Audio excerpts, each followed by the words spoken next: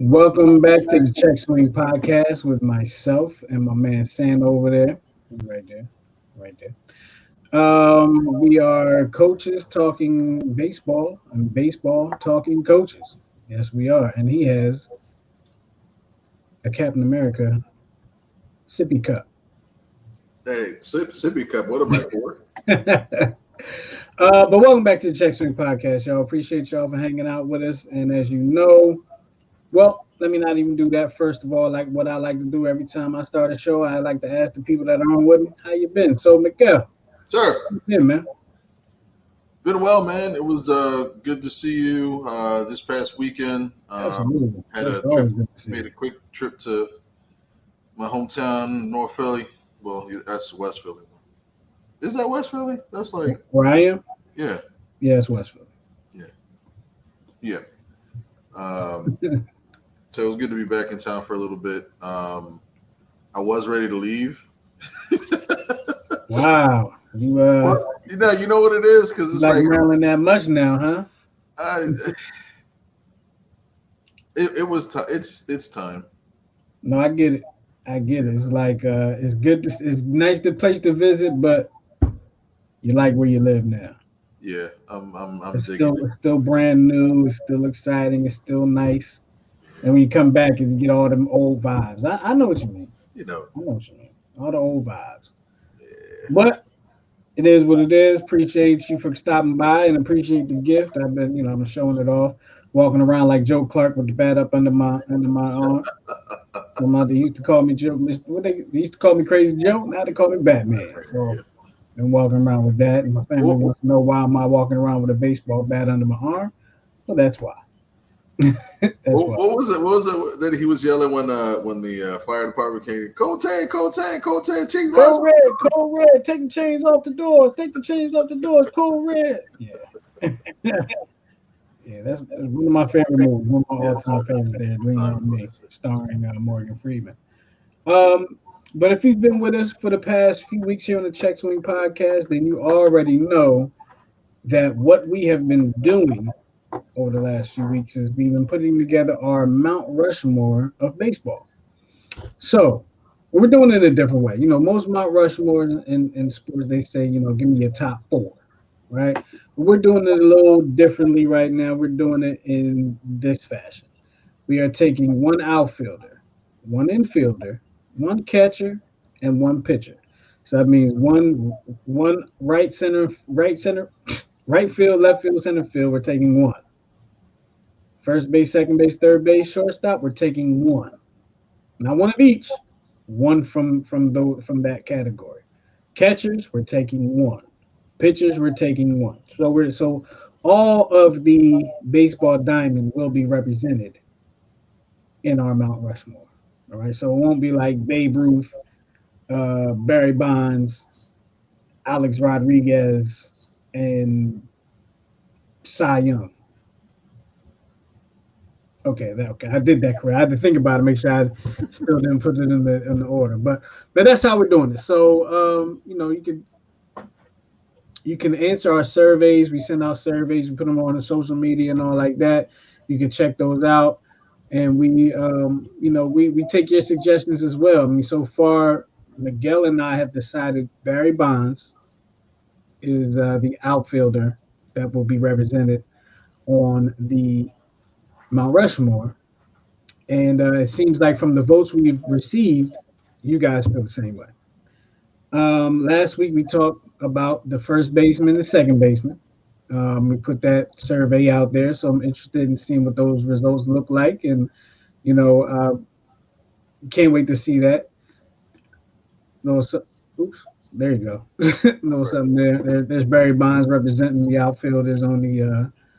That is a funny picture. Hmm. So Barry Bonds, as you can see right there, um, one wins by an overwhelming margin. Coming up right behind him would be Willie Mays, and right behind him would be who is that? Hank Aaron. Everybody else just has a tiny piece of the pie. Some of those are write-ins, though, correct? Correct, and I appreciate the person that wrote in Pedro Serrano. Major League, right? Yeah.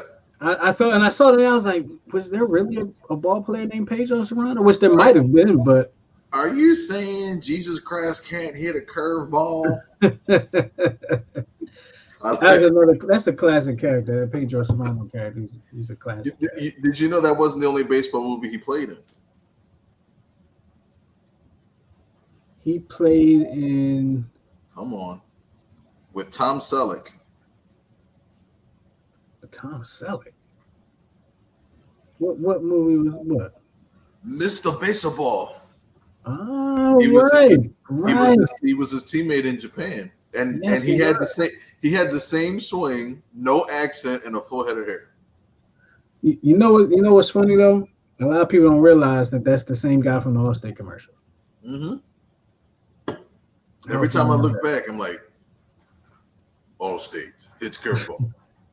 So there go your results of the outfield. That's how Barry Bonds ended up on the outfield portion of our Mount Rushmore. So there you go with that. And like I said, today we'll be talking a little bit about third baseman and shortstop because last week we spoke about first and second baseman, and now we got to go to third baseman, shortstop. So with that being said, Miguel, who were you able to put together for, what do you want to start with, third baseman? Yes. Okay. So it's definitely the glamour position. Right. So just to kind of recap real quick, because I'm going to lead into the other survey you were talking about. So last week, like you said, we talked about the first baseman. So we decided that Lou Gehrig, who played 2,130 consecutive games, would represent our first baseman. And second baseman was a challenging choice because you have two players that were great for their own distinct reasons. You had Jackie Robinson, who was great, although he had a shorter career because he was in the Negro Leagues, and his rookie year wasn't until he was 28. And then you have Joe Morgan, who has arguably the best stats all around. So when we put it to the survey, I was kind of leaning towards, what you had said last week, because Jackie Robinson, there was just so much he did for baseball. I mean, his numbers retired for the entire sport and his significance. However, the people have voted that they actually want Albert Pujols to represent the first baseman. And in almost a landslide, they want Joe Morgan. So I have a what's called an admission. An admission? I have all that talk I said about Jackie Robinson last week, I ended up voting for Joe Morgan. What? Yeah. Why? I don't know. I just kind of took the stats and was like, Joe Morgan had better statistics. Right, and I think the only issue is, again, if you take that away, if you take the being the first to break the barrier away, and you line them up side by side. No offense to Jackie Robinson, no offense to his historical significance, but he would just would have been a above average second baseman. Right. If you put them side by side, But again. Right. When you're thinking Mount Rushmore and the significance, I think that's where, how do you not put them on there? Right. Right. How do you not put Jackie Robinson? But the people have spoken so far. People have spoken. They're saying they want Joe Morgan on there, which is surprising to me, quite honestly, because I feel like, I don't know. Like, for me, when I think of second baseman, the first person is, for whatever reason, that I think of is not Joe Morgan. Who's that? For whatever reason, I don't really. I don't know why. Maybe it's because he was before my time, so he's not, ever present on my mind as far as second baseman are concerned. Mm-hmm. Jackie Robinson, Rod Carew, more so than Joe Morgan for whatever. I don't know. Like I said, I mean Rod Carew was before my time too. So you know, I don't know. I don't know why I don't think of Joe Morgan first, but I I think voted for him. So I think I thought more of Joe Morgan because of how often the Phillies played him in the past, and mm. he was on ESPN Sunday Night Baseball for so many years. And that's how that's what I remember. That's what I know. Right. I remember the ESP that's how I think like how some people only know oh man brain fart here the guy who was on with Harry Callis in the Ri- 80s Ri- and 90s. Richie Ashburn. Richie Ashburn.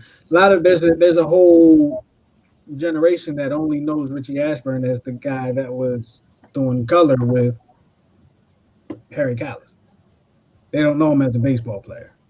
They know him as a commentator. You weren't a big fan of Gary Matthews. Sarge? Oh, Gary Matthews. Gary Matthews. I like Gary Matthews. If you don't swing at the ball and it's out of the strike zone, it's a ball. But I mean, what I'm saying is, there's like, for instance, when I think of like the NBA announcers that I grew up with, like, what's my man's name? Albert, Grateful. No, not him, but the guy actually played ball. Grateful Dead. Luke Walton, not Luke Walton. Bill Walton. Bill Walton. I don't think of Bill Walton when I don't think of him as, well, now I do because I'm a little older and I know more. But when I was younger, Bill Walton was a guy on TV talking basketball. He wasn't the great Bill Walton. Right. But anyway, He had a speech impediment too. didn't know that. Yeah, he had a real bad. It was like I think it was a stutter and a lisp or something to that effect. But he had to work on Hmm. his speech for a long time. Hmm. Interesting stuff there. Interesting stuff. All right, so we got our third baseman for this week. So in order, we're starting. I got four for you. Here's number Okay. four. Here's number four, Mr. Chipper Jones. So his best Okay. season was in 1999, which he batted 319, 45 home runs, 110 RBIs, 126 walks. And then his career line there, up just under 500 home runs. His offensive WAR is pretty doggone good. Um, and I kind of hated to put him on this as a suggestion because he was a Philly killer too. He was Uh, a Philly killer. but I love chanting Larry when he would come to the vet or Citizens Park. So there is Mr. Chipper Jones. He has a slight advantage because, of course, he was a switch hitter. So Now, but Chipper just kind of weird, kind of funny because I feel like Chipper Jones got old out of nowhere. Like when he was old, he didn't yeah, seem old, yeah, and all of a sudden it was like he's retiring because he's old. yeah. He fell from grace real quick, real quick. Um, he always reminded me of a switch hitting Scott Rowland. But the issue with Scott Rowland was that once he left, I mean, I don't want to say he was injury prone, but yeah, he was injury prone. I don't think I think he only played like maybe 5 or 6 full seasons in his career, but he was going to be touted as the greatest third baseman of our day until he got traded and then the injury started. Hmm. So Yeah, Scott rock and rolling. yeah, man. All right, so number 3 I have for you, Mr. George Brett. Ooh, So George Brett came the closest to hitting 400 since Ted Williams. So in 1980, which was the year the Phillies won the World Series, he was the on the Kansas City Royals, the team that we defeated to win the first World Series. So his best season in 1980, he hit 390 with 24 home runs, 118 RBIs. Only had 58 walks because they had a couple other players like Willie Mays Aikens and Amos Otis, classic baseball names, hitting in front and behind him. So they drew all those walks. But he hit 300 home runs over his career, 1,500 or close to 1,600 RBIs. Um, was a great singles and doubles hitter, 3,100 hits, great offensive WAR, not bad defensive WAR as well. So he would be number 3 on the third base list. So now we go to number 2. Now, of course, there's an argument amongst crazy people out there over who number 2 and number 1 are. And it just so happens that number 1 and number 2 happen to be from the 2 areas that you and I are sitting at as we speak. This is not from a point of bias. It's just look at the numbers and then look at the impact. All right. Again, we're looking at all 5 tools as close as possible to 5 tools. We know third basemen don't usually run or run well. So for number 2, I have Mr. Brooks Robinson from the Baltimore Orioles. His best season, 317 with 28 home runs, 118 RBIs, only 51 walks. But he also had a team loaded with I believe Boog Powell and Frank Robinson hitting in front and behind. Not a great hitter necessarily, but he was known specifically for his defense. Arguably slightly the greatest defensive third baseman that ever lived. Just under 300 home runs, just under 3,000 hits, didn't walk a lot, but his offensive and defensive WAR, I believe, is the highest for any player, individual player. Okay. So number 1. This is tough, man. Number 1 is the one and only Michael Jack Schmidt. So 1980, of course, the World Series year, he batted 286 with 48 home runs, 121 RBIs, 89 walks, good offensive WAR, 548 home runs, just under 1,600 RBIs, a lot of walks, great offensive WAR, and pretty good defensive WAR as well. So those are your third basemen, Mr. Larry Jones, George Brett, Brooks Robinson, and Mike Schmidt. Who you got? I'm already going to say I'm biased, but I got to go with Mike Schmidt. He was the first. He was probably the second sports superstar I knew of. Okay. Probably the second, if not the first. He's either the first or the second. With the other one being Dr. J. So, they were around. They were in the same era, same time. Anyway, it's not about Dr. J or basketball. Michael Jack Schmidt was like the hero in Philadelphia in the 80s, right? 70s, 80s. Yeah. And it's funny because you and I had talked about it, I think, off the air last week, that Mike Schmidt doesn't believe he was the greatest third baseman that ever lived. That he actually verbally said that the greatest third baseman that ever lived was a gentleman named Judy Johnson, who played for the Hilldale Ball Club, which was formed in Darby, Pennsylvania, which is where I lived for close to 15 years. Mm-hmm. And then they became the Philadelphia Stars in the Negro National League. But he said that he is the greatest third baseman that ever lived. And unfortunately, there are some records out there that are kind of incomplete, but historians would agree with him as well. Yeah, you talked to a lot of historians, which I have. I'm actually, I've done some things with the Judy Johnson Foundation of Wilmington, Delaware. A friend of mine, one of my best friends, is actually a kin to Judy Johnson, and so we've gotten to talk a lot. I've been invited to a lot of forums and stuff like that. Actually, I was on a forum with the grandson of Josh Gibson. Wow. And he was talking about, Judy Johnson and the Negro Leagues and all like that. Yeah, I mean, unfortunately, we never got a chance to see him, and there's no video of Judy Johnson. But if one of the greatest all-time third basemen of today says that Judy Johnson was the greatest third baseman to ever live, to ever play, then that's saying something. Yeah. That's saying something. So hey, write it in. Write it in. Write that one in if you want to. Yes, sir. Judy Johnson. Judy Johnson. All right. Now we're going to the short stops. Now this should be fun because this is a glamour position. This is a glamour This is position. the glamour position of baseball. The shortstop and the center fielder are the glamour positions.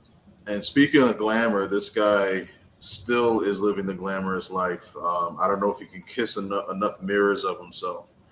Um, now, this one to some people could be confusing because, as we all know, when he came over to the Yankees, he moved over to third base, and he played, pretty much played out the rest of his career as a third baseman. But prior to that, he was drafted by the Seattle Mariners as a shortstop and played with the Rangers as a shortstop. So he makes the list. Mr. Alex Aroyd Rodriguez. Best year 2001, 318.50, 2 home runs, 135 RBIs. What I'm surprised at is I'm seeing a lot of the lack of walks. So they're going up there hacking. You know what I mean? His defensive WAR was kind of low, but he was just under 700 home runs. And you see the offensive and defensive WAR there. So he's at the bottom of this list.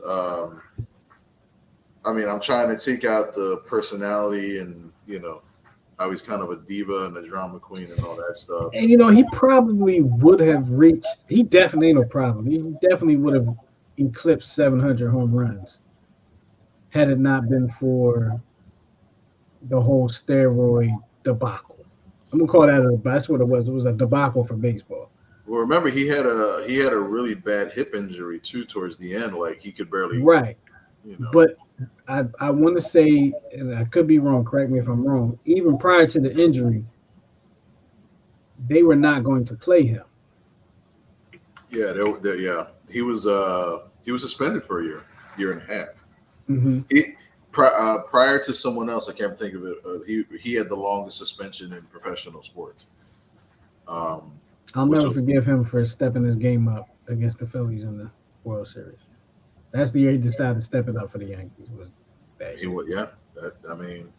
guess that's the Jeter effect, So there you have Mr. Alex Rodriguez. And so let me before you even move on, let me just say that he cannot be on the Mount Rushmore, because I know I haven't seen your list, and I hope I'm not wrong. I know you have Derek Jeter on this list, and if he couldn't take Derek Jeter's spot, he cannot be he cannot have the shortstop spot in this. I'm just saying. If Derek Jeter ain't on here, then that's a different story. But if Derek Jeter's not on here, you can't have Alex Rodriguez eclipse Derek Jeter because he couldn't take Derek Jeter's spot. Touche. Is Derek Jeter next? Number 3 would be let's play to Mr. Cub, Mr. Ernie Banks. Ernie Banks. So a little old school for most of our viewing public, but his best season was 1959. He was the first of the prototypical home run hitting shortstops. Prior to him, it was always the littlest guy batting, 8th or 9th, and didn't really hit for power. But he was one of the first shortstops to hit for power. 304 in 1959 with 45 home runs, 143 RBIs, 64 walks. Offensive, defensive WAR, not bad. 500 home runs in his career, 1,600 RBIs, 2,500 hits. Didn't walk a lot, but high offensive WAR and okay defensive WAR. He did wind up playing first base towards the end of his career, the last 4 or 5 years of his career. But he is Mr. Cubby, Mr. Ernie Banks. A lot of times they move your position because you can't play the position anymore, but you can still hit. Correct. So obviously he was able to still hit because they didn't take him out of lineup. He was either able to still hit or they were just showing him respect. Combination of the two. because he could still hit, but at the end of the day, too, it's like when the Cubs weren't. The sad thing is, he never played in a World Series or a playoff game. Because the He Cubs played in the were league for like 20 some odd years. because the Cubs were They were horrible. I think they had 1 year, 2 or 3 years where they finished above 500 during all that. So it was kind of like he was the showcase, if you will. So number two will confirm what you said for Mr. Rodriguez. We got ourselves Mr. Derek Jeter. Best season was in 99, 349, 24 home runs, 102 RBIs, 91 walks. There's his offensive defense award, not terribly impressive. Even his numbers, career-wise, 310 hitter, 260, 1,300 RBIs, a lot of hits, 3,400. Offensive and defensive war, surprisingly. Derek Jeter doesn't, for me, because other than that one play where he dove into the third base side stands for the ball, I mean, he was clutch. You know what I mean? Like he had clutch hits, he had clutch moments, but he wasn't like this dominant like vacuum cleaner at second baseman if you at short. You know what I mean? absolutely, and I feel like I know people gonna hate me for saying it. I feel like if Derek Jeter played for the Arizona Diamondbacks, he wouldn't be held in as high esteem as he is. I agree with you. I think he handled the media perfectly. He was built for New York, so he managed to stay out of scandal or anything like that.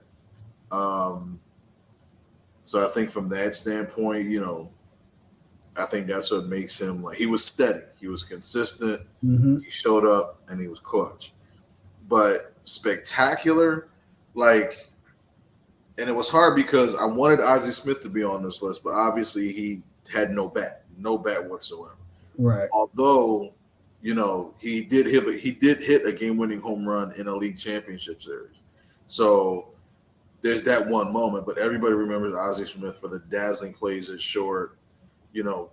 For those of you, he started out with the San Diego Padres. Look up, ball hits pebble and he grabs one-handed, dive, best play in the history of baseball ever caught on video. But like those things, like you remember Ozzie Smith for that. But like again, that defensive play. I mean, there was that one play. I think the ball went away in a playoff game against Oakland, and he took the ball barehanded and backhanded it to the catcher for the tag. There's stuff like that. I remember that. But other than that, it's always him hitting in the clutch, kind of sort of, but nothing spectacular per se. But maybe and people make a big deal out of that play in Oakland, and I thought he was safe, but I thought he was safe too. And to this day, I still think he was safe. But they make a big deal out of that play against Oakland, and a lot of people don't realize he was supposed to be there. Yeah. He like, oh my goodness, he knew the ball. No, he was supposed to be there. He was in position. He was doing he was doing the right thing. Right. So it's like, and I'm sounding like a hater. Like he did. You could probably have a hard time finding video of Derek Jeter not doing the right thing, not making the right thing. You have a hard time finding that. So to not take anything away from him, one of the smartest baseball players, one of the clutchest baseball players,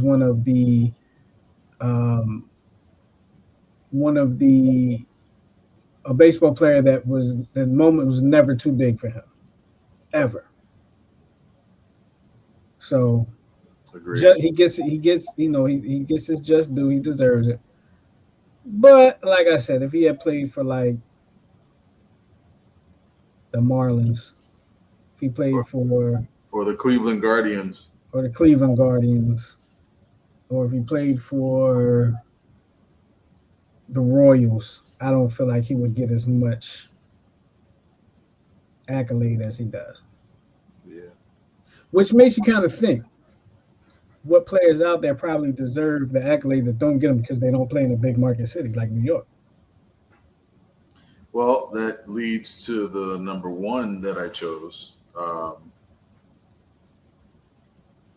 I'm gonna see if you can guess who number one is.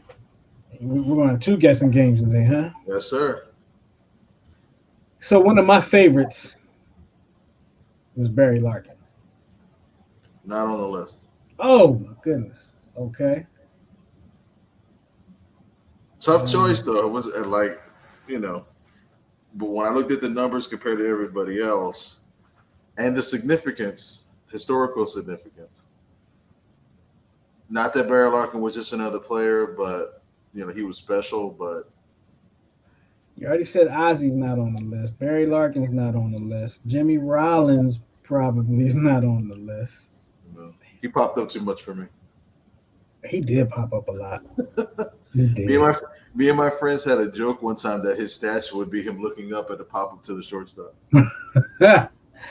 He did a lot of popping up. I'm trying to think who could it be. You got me on this one, All right, so this gentleman, or at least tell me who he played for.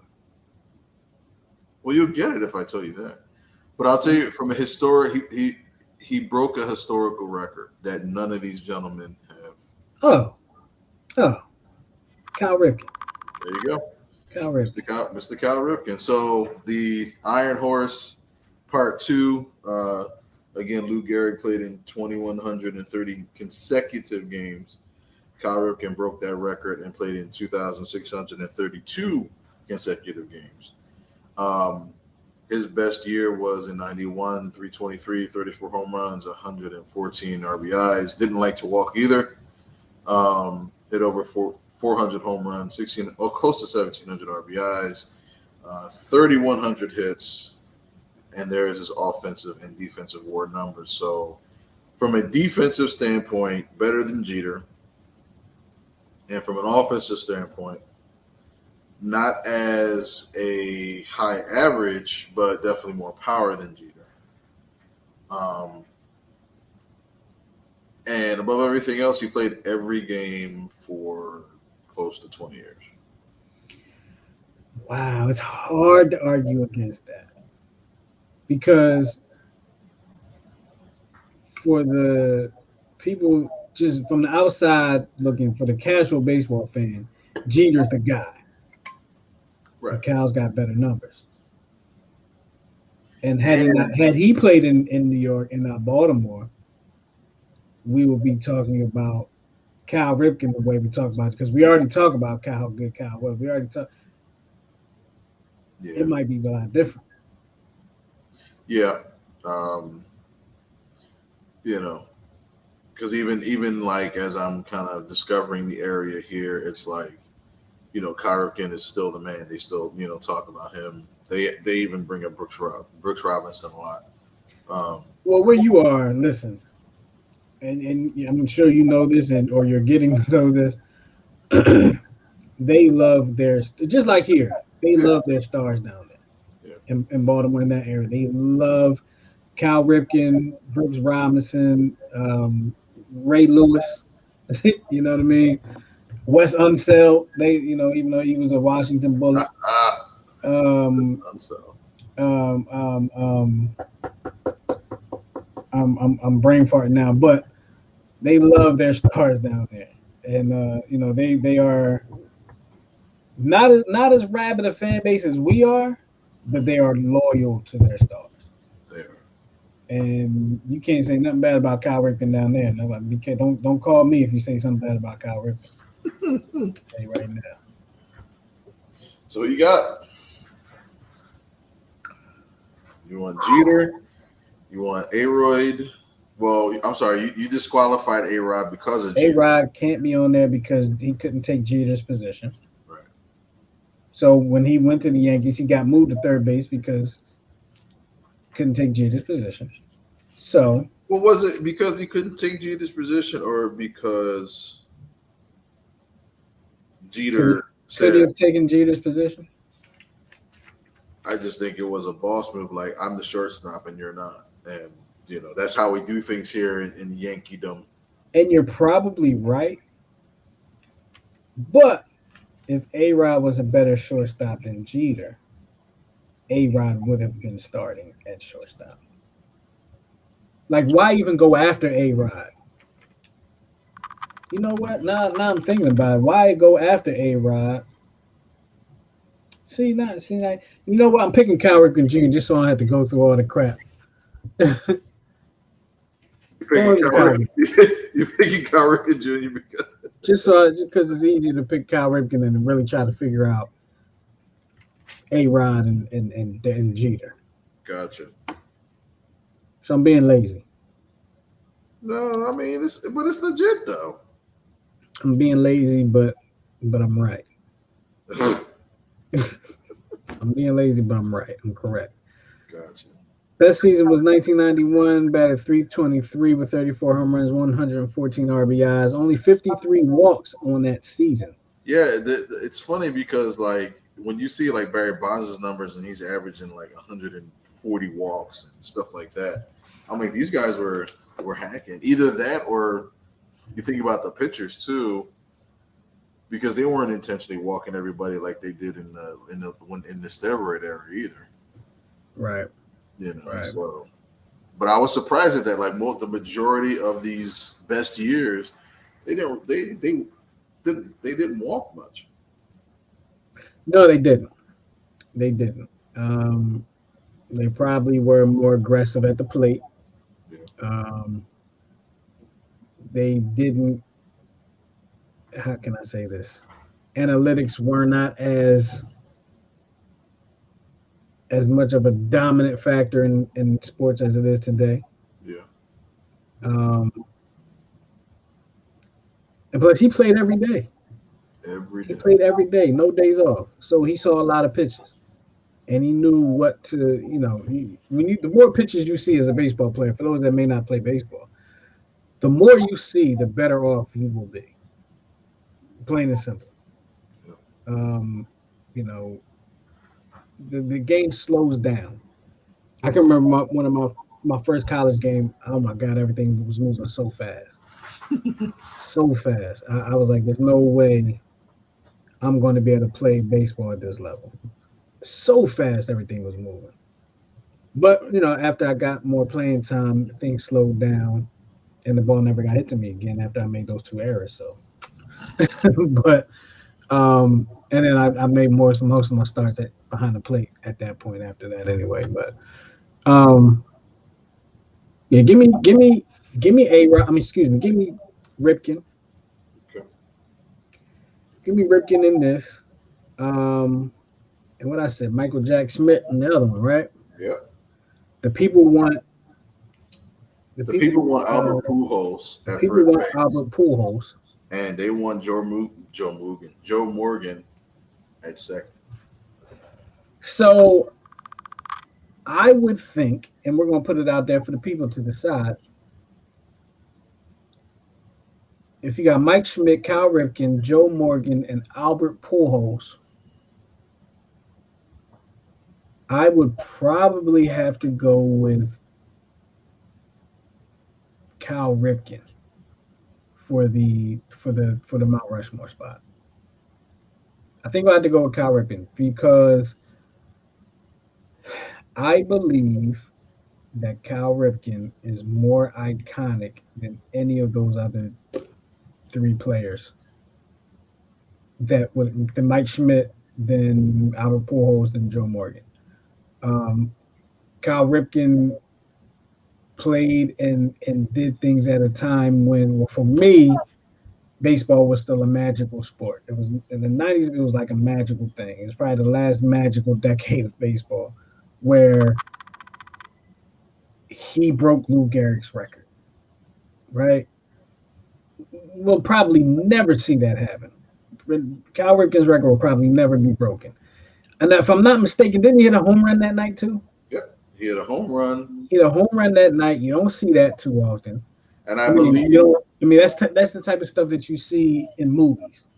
and I believe that he caught the out when the game was made. It was like 4.5 innings. I believe he caught the out to make the game official. And if I'm not mistaken, he hit a home run in his last at bat before retirement.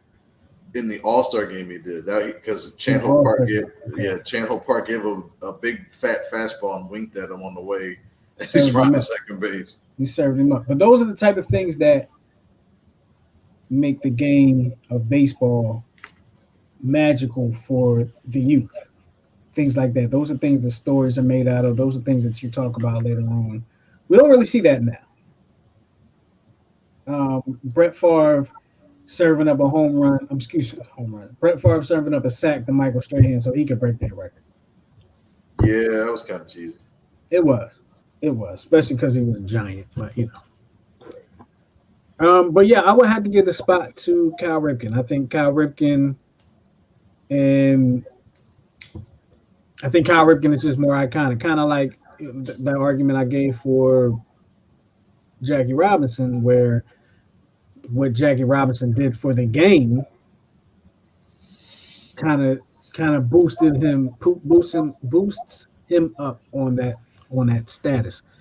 Cal So Ripken breaking the record, having the. Are you hearing that noise again? yeah, Okay, did it just stop? yeah. Yeah. Cal Ripken breaking that record.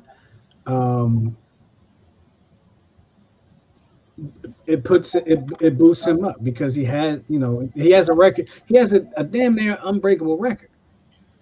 Like, are Yeah, we really going to see? What are the chances that we see that again? you're not going to see that because of Analytics, you know contracts, rest. contracts, but also even the way that we're training our players in high school right now. To not overwork, to make sure you get your proper sleep, all that stuff. Players are built different, back in that day, man. Like, Mm-hmm. I always show the Mm-hmm. picture of Dick Allen over my shoulder smoking a cigarette in the dugout. That's what you did in the 70s. You know what I mean? Um, but it's like, which I think is not a bad thing because at the end of the day, like it is prolonging their life and their health and stuff like that. But there's always something special about a player that can get up every single day and be consistent, and not complain, and do it again and again and again. Yeah. There's something to be said about that. But here's the thing, though. I'm really battling between this Jackie Robinson and Joe Morgan because now, if you put Jackie Robinson versus Cal Ripken, and you're talking about historical significance, Then I gotta put Jackie up there. you gotta put Jackie up there. Gotta And put not for Jackie up. nothing. I mean, we got Barry pretty much by unanimous decision between you and I and the people. I think people may have leaned a little. I thought there was going to be more votes for Henry Aaron, just right off the bat, but there wasn't. Historical significance, greatest home run, most home runs ever. You know what I mean? Steroid or not, whatever, most home runs ever. Most Wow. games played consistently over the point of 20 years, never taking a day off, or breaking a barrier that was. I mean, can you imagine us trying to go today to a baseball field and being told we can't play because of our color, because of our nationality, and having a whole system designed to exclude us to the point where we have to create our own league of people of like color. You make a very good point. That's the battle. That's the toss up there. You make a very good point. Quick story for you. I may have told you before, but I've never said it on this show. You've seen the original Jackie Robinson movie where he plays himself, correct? Mm-hmm. You remember when he first got to the Dodgers? It was spring training. They were down in Daytona Beach, and they would not let him play on the field. It was like his first. It was against like the Expos or something, and they would not allow him onto the field. Because he was a black man. Correct. Do you remember that? I vaguely remember the original movie, but I remember it in the in 42. So I had the opportunity to play on that field Really? in college. Yeah, it's actually called Jackie Robinson Stadium now, Wow. but it was the field in which he was first denied access to play as a major leaguer. Um, and it was an honor, man. It was an honor to know that I'm playing on this field in the same position that he would have played in if he were allowed to be. I would have been standing in the same spot. But because of what he did, I was able to go to that field and play. And not only that, but an HBCU uses that field as their home field now. Wow. Bethune-Cookman College uses that field as their home field. So, quick story. So I guess after saying all that, I gotta go with Jackie Robinson. Yeah, and I think I'm hoping that the votes go that way in the survey, but um, uh, I guess in the survey, we just gotta say who goes on your who gets the spot on the Mount Rushmore. Mike Schmidt, Cal Ripken, Joe Morgan, Jackie Robinson, Albert Pujols. do you want to have Joe Morgan and Yep. Let's okay, put them both on there. okay, See what happens. Put got them it. both on there and see what happens. This is interesting. This is good, man. This is interesting. This is interesting stuff Yeah, man. because so many people had an impact on the game and how we view the game and how the game is played to this point, and it's just, whew, it's tough, man. It's tough. Like I didn't think it was going to be this tough. I Well, I really think did. because I think the biggest challenge is because, like again, with the outfielders, anybody, any outfielder can play any outfield position just about. You know what I mean? So Right. it's kind of like the pick a litter, but infield, it's like third base is distinctly different from shortstop. Is distinctly different from third. Like they have their own specific roles.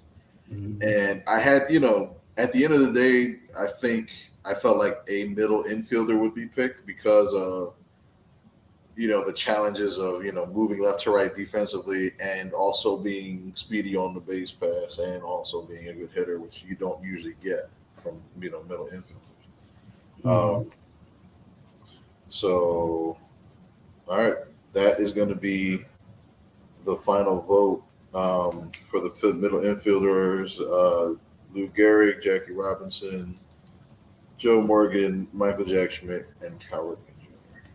to represent the So infield. when you see that survey, go ahead, vote. Let us know what you think.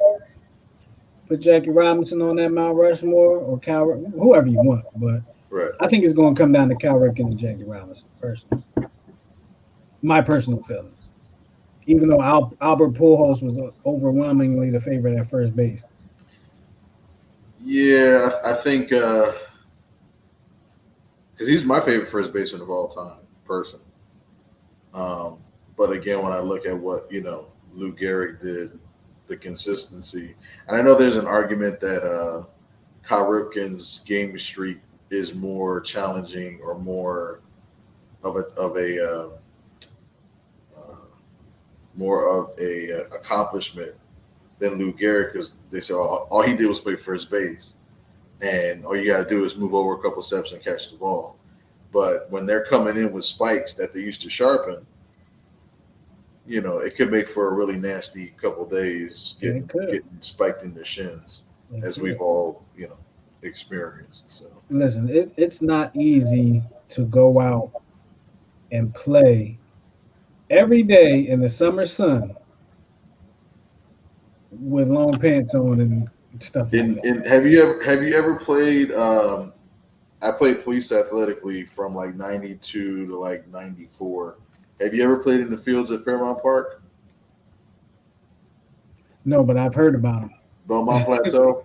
I've heard about them. They water the dirt once for the entire year. I still They're have. like sliding on rocks. You see this right there? That I slid at home plate, and this was all white meat, Mm. all of this.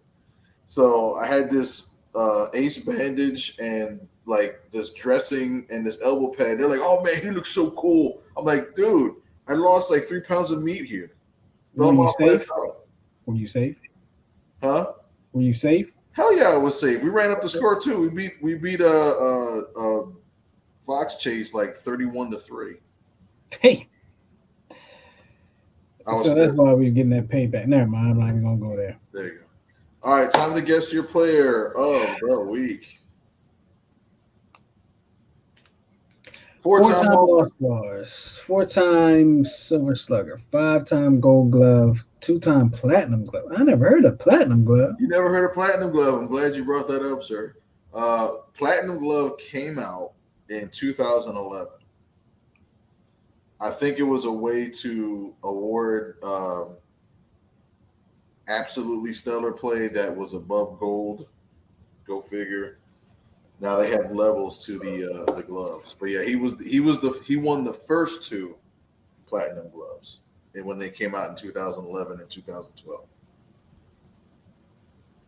So he played for the Los Angeles Dodgers, the Seattle Mariners, the Boston Red Sox, and the Rangers of Texas.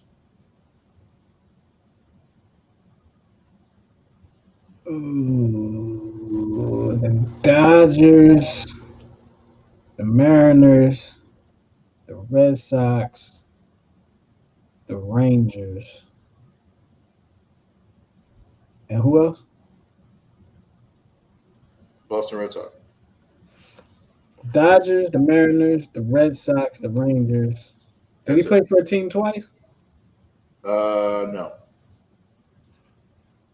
Number 29.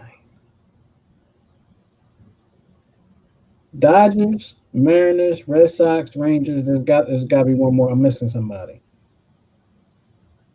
You got five more. No. All right, I'm sorry. So the 5 and the 29, those are the two numbers he had for the Mariners. So he had two numbers with the same team. And he He went played. there. He He took the played number after 5 as like not 2011 for a because the couple times. Platinum Glove came out in 2011. So he played after 2011. It's not Nomar, right? I'll give you another, huh? Is it Nomar? No, he was a Cub Nomar was a Cub. He was a Dodger. and a Red I'm Sox. sorry. He was a Red. Was he a Dodger? He was a Red Sox. So the year the Boston Red Sox won the first World Series, he was traded to the Cubs. Okay. He was never a Mariner though. So No. So it's not Nomar. a Dodger, a Cub, a Mariner, and a Red Sox. What position did he play? One of the positions we're talking about tonight. Dodger, Cub, All right. He played third base. Dodger, a Cub. I'll give you one more hint. He just retired. Well, he retired in 2018. Or might have been 2019. He recently Scott retired. Rollins didn't play for all those teams. No. I'm gonna be so mad. You I got a are. feeling I'm gonna be so mad when you You tell me are. because I have no idea. You are. A Dodger, a Cub, a Red Sox, and a Mariner, and he played third base.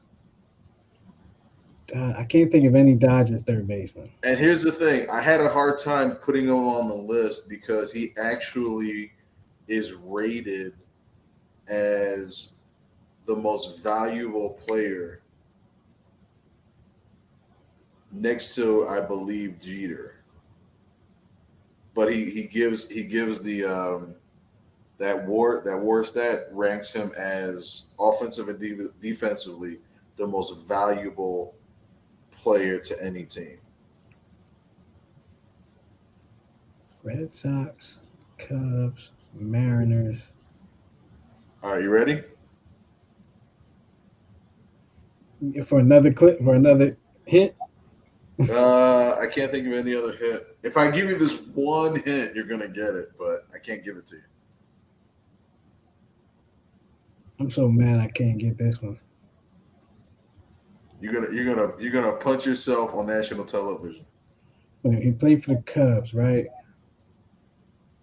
No, you're still thinking of Nomar. Forget Nomar got to your power. He But never you said he played for the Cubs. You said no. You asked me if Nomar played for the Cubs. oh, This guy didn't. He played for the Red Dodgers, Sox, Mariners, Dodgers, Started off and with Rangers. Started off with the Dodgers, retired with the Rangers.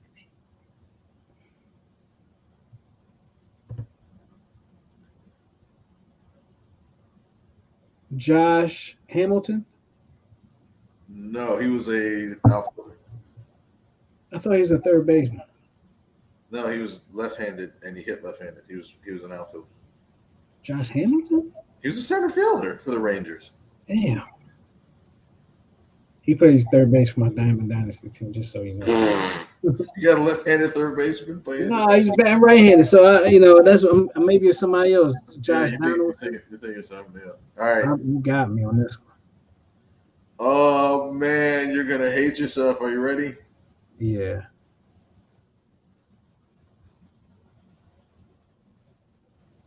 Mr. Adrian Beltre. One of the most enjoyable players to watch because he has so much fun and he's a goofball. You know what's crazy? I would have never guessed it, though. I can't be mad because I would not have guessed it. Why not? Because I'm not big on American League teams, and I would have remembered them with the Dodgers, with the Rangers. Right, I got you. But I don't see much Rangers games, so I wasn't connecting third base with it. So that means you have to get the MLB package, and we have to upgrade and watch more games next season. If I do that, I'm buying cases of beer every week. Well, that's what I'm doing. Since I can't, MLB TV was useless to me when I was in Philly because the games would always be blacked out. Now I can use it. You know what I mean? True to that. Well, I can't be mad because I don't think I would have gotten it. To be honest with you, I don't think I would have. But we got time for the big dummy. Oh, we were actually running out of time. We're going to have to save it for next week. Let's save it for next week. Fantastic. Save it for next week because we only got about a minute left in the show. Not a problem. So, it was a good one too. It was a good one too. And you know what? I didn't even set up for it, so we got to save it for next week anyway. That's all good. It's all good. Got to save it for next week. But look, appreciate y'all. Make sure y'all vote on the survey. Add your comments if you want to write somebody in. But put something together. I didn't freeze. I know you looked up like it was what happened. No, put something together for us. We're putting this Mount Rushmore together for you. We want to see what you think. The playoffs have started. I hope you guys are enjoying the playoffs, the MLB playoffs, and our Mount Rushmore will be revealed around the time of the World Series. All right. So keep the votes coming. Keep them going. Make sure you spread the word about the CheckSwing podcast. Make sure you follow the New Tools Radio YouTube channel at youtube.com/New Tools Radio. And, of course, you can shoot me any comments that you want at 215-486-0335. Now, for Miguel and myself, we appreciate y'all for hanging out with us. We will check y'all next time here on the CheckSwing podcast. Peace.